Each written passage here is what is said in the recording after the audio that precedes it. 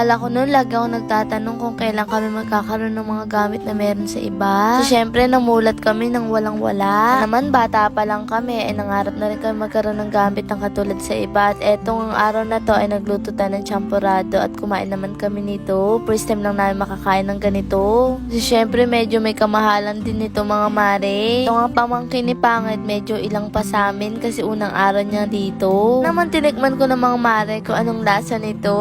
Nakikita ko lang to sa amo ni mama dati. Tapos etong mga mare otap naman binuksan ko kasi titikman namin. Mga natatanong mo lang dati kahit papano ngayon natitikman mo na, ang galing. At eto nga malapit nang maluto yung champurado. Lala ko nga doon kapag wala kaming maulam, ganito lang ginagawa ni mama tapos kokwa. Tapos wala nang gatas yun, asukal na lang. At eto nga dumating yung Eureka. Silang regalo sa atin mga mare, maraming salamat po. Buti nga andito tayo ngayon, hindi tayo umalis kasi saktong-sakto naman. Ano yung masarap sa pakiramdam na dati wala kang ganung gamit tapos ngayon kahit papano unti-unti na nagkakaroon. Nalala ko nga nung mga bata kami, like ko naririnig si mama, pangarap niya daw magka-washing machine. Palaging tambak yung labahin niya. Kaya bata pa lang kami, pinangako namin sa isa't isa na mabibilan din namin si mama balang araw ng washing machine. Kasi nga nakikita namin si mama nagkakasugat yung mga kamay niya dahil nga sa kakakusot noon. Tapos hirap na hirap din siya mag-brush mga mare. Kaya naman bilang anak, ang sarap sa pakiramdam na nararanasan na ni mama magkaroon ng washing machine di tulad noon. Naranasan lang din kasi ni mama magkaroon ng washing machine dahil nga kasambahay siya dati. Na natutuwa talaga kami mga mare at eto na nga kami oh. Ito nga tamang kwentuhan lang. Kaya naman natutuwa kami na kahit papano unti-unti na natin natutupad yung mga pangarap natin. Salamat sa Diyos. Biling din talaga umikot yung mundo sa buhay namin mga mare. Parang kailan lang nakikipagsapalaran tayo sa baha. Napakalalim nun. Tapos nagluluto tayo sa kahoy. Tipong hirap na hirap ka na patikitin kasi nga basa yung kahoy. Grabe lang. Kaya eto mga mare, masayang masaya ko nung araw na to at eto nga binuhat na yung mga regalo sa atin. Hindi na nga lang maraming lalaki kami ngayon kaya naman nagtulungan na lang din sila.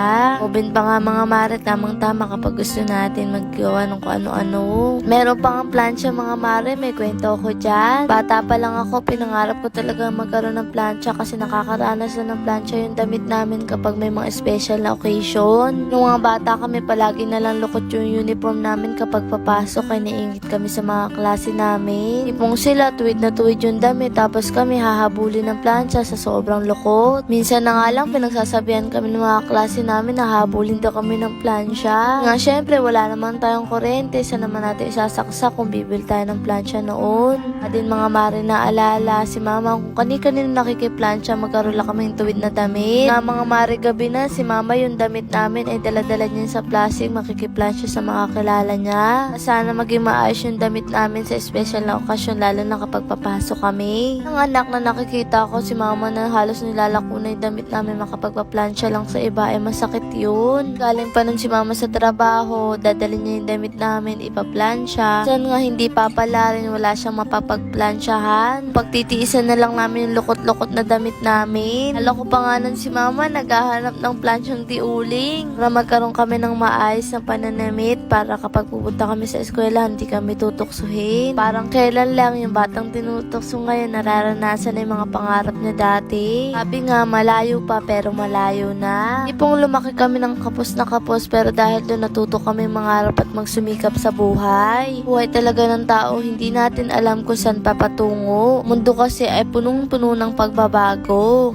punong-puno rin ng sorpresa. Di natin alam kung ano yung kinabukasan kasi hindi naman natin mahuhulaan. Eto nga, tamang kwentuhan lang kami. Si tatay naman ando sa gilid. Ang hilig mo upo sa sahig. Alam ko, kapag may nagsaradong pinto, mas may malaking magbubukas na pinto para sa atin. Naman yung nawala, alam ko mas marami pang babalik. Ngayon, hindi natin maintindihan kung ano yung dahilan kung ba't nangyayari to sa atin. Pero alam ko, balang araw, mas maiintindihan natin yun. Ang kailangan natin ngayon gawin ay magtiwala sa plano ng Diyos kung ano yung gusto niyang mangyari sa buhay natin. Laman kayo mga mare, kapag nawawalan na kayo ng pag-asa, maniniwala lang kayo palagi kay Lord. Kasi siya lang naman nakakalam sa buhay natin. Kahit minsan napakadaming pagsubok sabay-sabay. Tipong hindi mo na alam kung ano yung uunahin mo kasi nga halos magkasabay-sabay ang problema. Ang mahalaga naman lumalaban tayo at hindi tayo napanghihinaan ng loob. Napanood nga ako, ang dapat daw natin unang gawin ay lumaban bago natin isipin sumuko. Sabihin, subukan muna natin hanggang ano yung makakaya natin. Kami nga mga mare na panghihinaan, di kami talaga ng loob. Na palagi na lang namin iniisip yung mga pinagdaanan namin noon. Dati nga nakaya namin, ngayon mas kakayanin natin.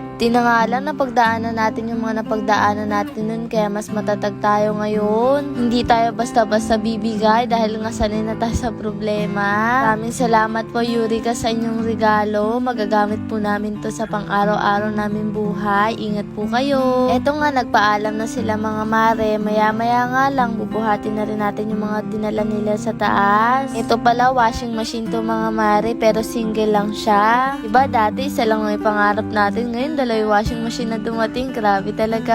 Kaya natin, may mga gusto tayong makuha pero hindi naman natin nakuha. May mga bagay naman na dumating na hindi natin inaakala. Nahigitan pa yung mga pangarap natin noon. Kaya naman, kung pakiramdam mo hindi umaayon sa iyong mundo, asahan mo nung merong mas magandang papalit dyan. Aminin natin kapag may mga pangarap tayo na hindi natin natutupad, na panghihinaan tayo ng loob. Pakiramdam natin, talunan tayo kasi hindi natin nakuha yung gusto natin. Kabiguan naman ay parte ng pagtatagumpay atin sa buhay. Sabi nga, kailangan muna natin minsan madapa bago tayo matutong lumakad.